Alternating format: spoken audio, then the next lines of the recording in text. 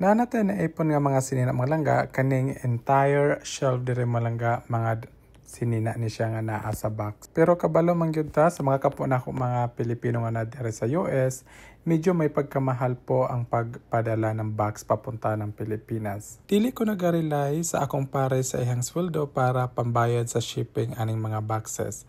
So akong ginabuhat mga langga og makakita gani kog free nga furniture online, ako dayon na siya i-grab. Unya ato ni siyang panindoton, unya ibaligya. Parehas aning hatch mga langga nga nakuha nako nga libre. Na-refinish nako ni siya, unya nabaligya nato. Unya certain percentage ani mga langga ay mapunta para sa shipping sa ato mga boxes nga ipadalahay diha sa Pilipinas. Kung gusto niyo matan ang mga langga ang akong mga refinished furnitures gikan sa mga libre nga furniture, please don't forget to subscribe dire sa akong YouTube channel, The Pinoy Picker. Daghang salamat and God bless sa atong tanan.